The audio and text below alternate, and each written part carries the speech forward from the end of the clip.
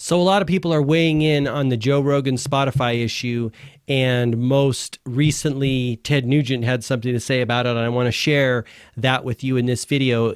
It's pretty awesome, right, to see someone who has the balls to say this kind of stuff. I certainly don't, yet I'm moving in that direction because I see we're in a lot of danger, to put it mildly, right? When you start having people wanting to label what another person says, especially a doctor or doctors who have a lot of years of experience in their field and are well regarded by their peers, and you want to label that as misinformation, that's a problem.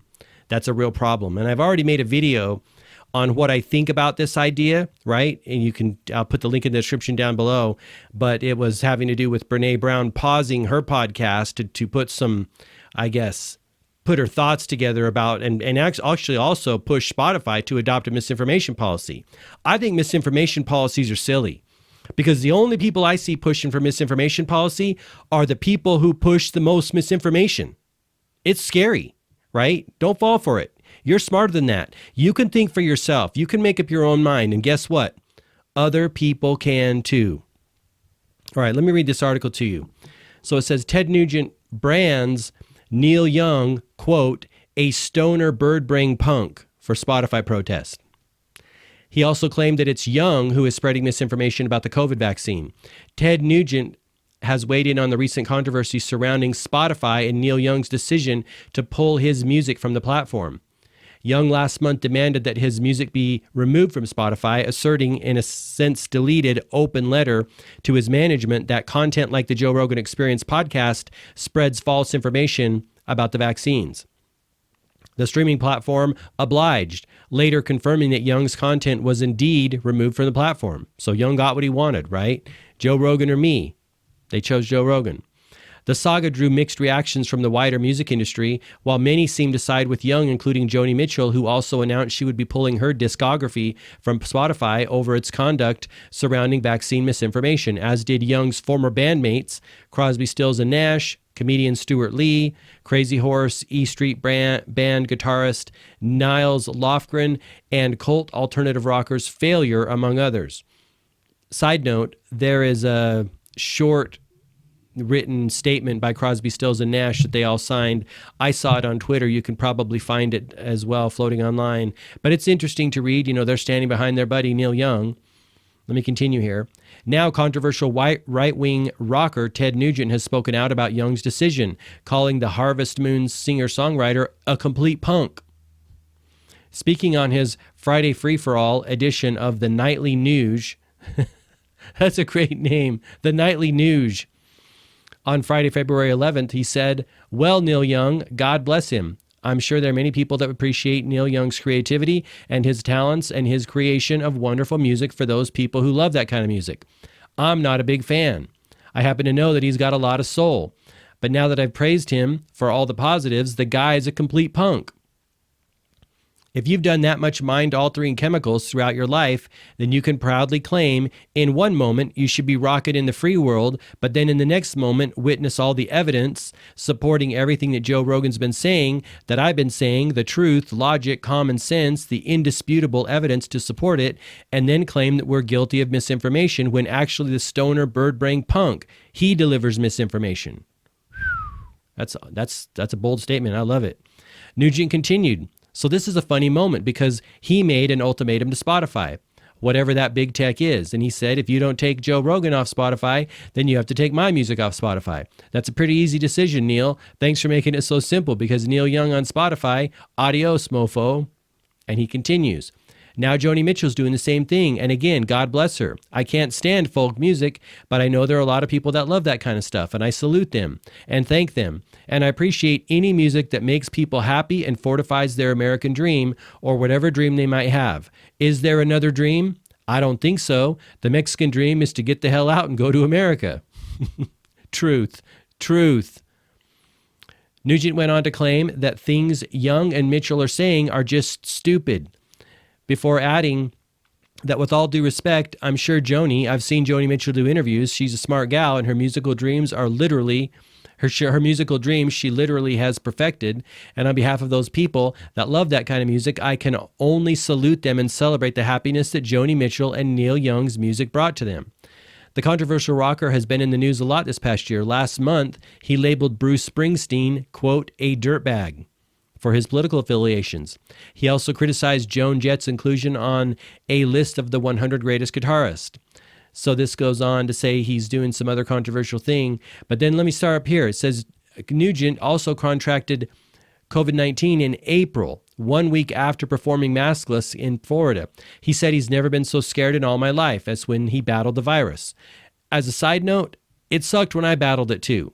And I'm toying with the notion of sharing my experience in a video because I think it's important to share our experience, right? Initially, see, I got it back in March. And all that time, I didn't want to make a video about it because I was seeing, I got a warning on my channel, right? And I follow the rules to a freaking T. Like, I don't want any trouble from YouTube. And I got a warning because one of my guests and I said some word that isn't appropriate, or a combination of words that isn't appropriate on YouTube. So I'm being very careful, even more careful than I was, right? I want to adhere to community guidelines, but I also want to speak my truth. We have to share experience.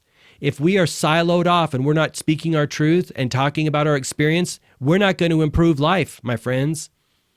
That's the problem. If we have one group of people, the government, the alphabet agencies of the government, the CDC, the FDA, speaking their truth, but we can't speak ours, that's a real freaking problem, right? Don't fall for this misinformation censorship stuff.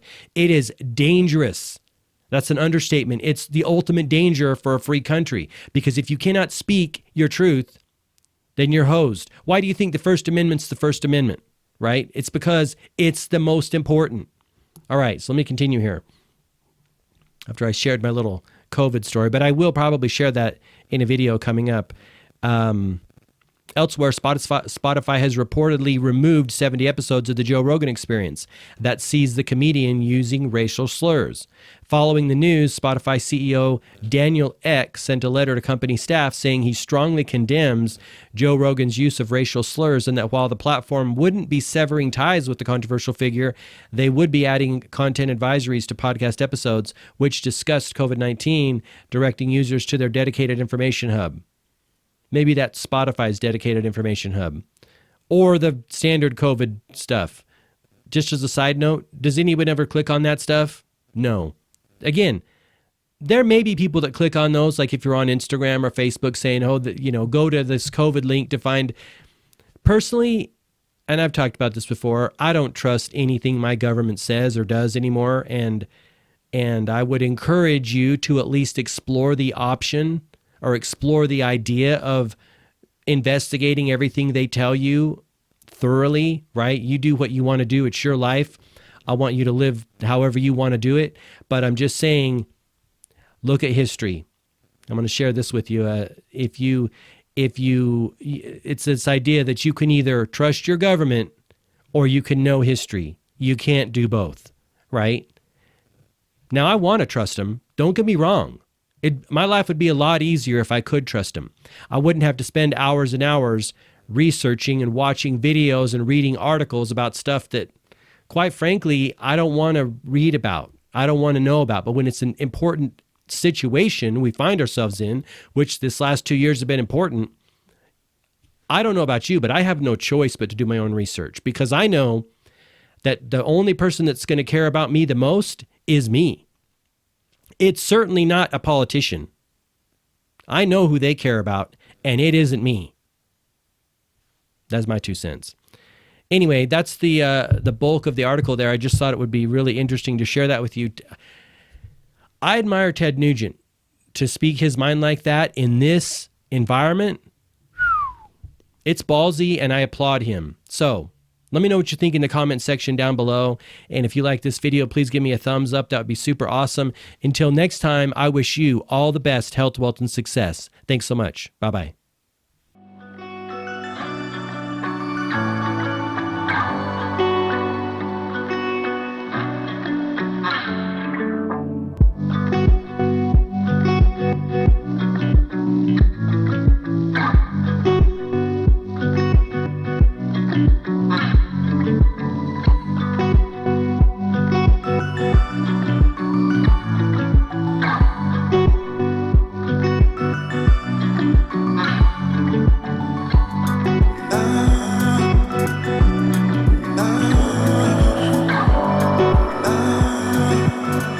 Ah.